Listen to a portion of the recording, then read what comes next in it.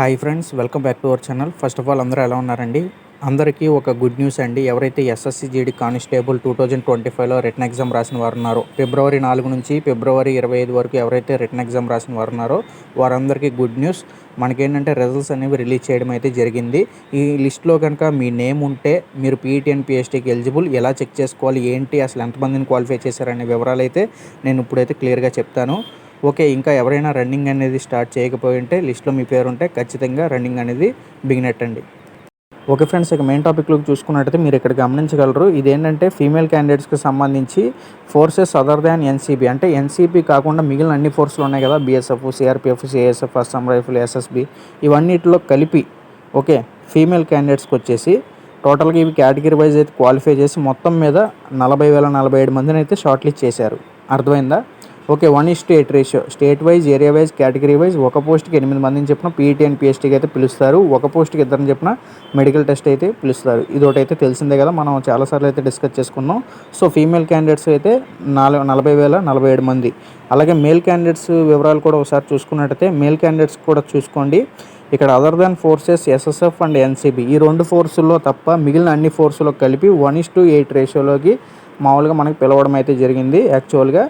Okay, వాటికి ఏంటంటే సెపరేట్గా ఉంటాయండి ఆ పోస్టులు. అవి స్టేట్ వైజ్ పోస్టులు కాదు. ఎస్ఎస్ఎఫ్, ఎన్సీబీ అనేవి ఆల్ ఇండియా వైజ్ పోస్టులు. వాటికి all India wise merit list అయితే తీస్తారు. ఒక పోస్ట్కి 8 మందిని చెప్పున. ఈ మిగిలిన బీఎస్ఎఫ్, సిఆర్పిఎఫ్ ఇవి ఏంటంటే స్టేట్కి అలొకేట్ చేసేస్తారు కదా.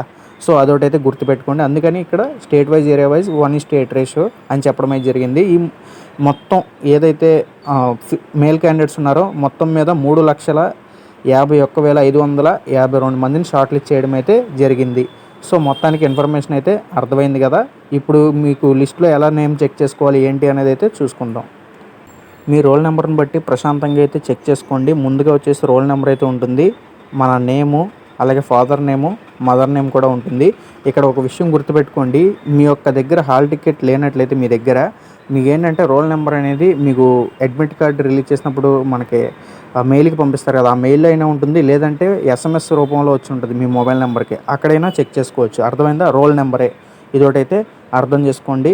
ప్రశాంతంగా చెక్ చేసుకోండి. ముందు సిరీస్లో ఏదైతే ఉందో అక్కడికి వెళ్ళిపోవాలి. 1 ఉందా, 2 ఉందా, లేదు మన 8 ఉందా, అలాగే సిరీస్ మనది ఎంతతో స్టార్ట్ అయింది అక్కడికి వెళ్ళిపోయి ప్రశాంతంగా చెక్ చేసుకోండి.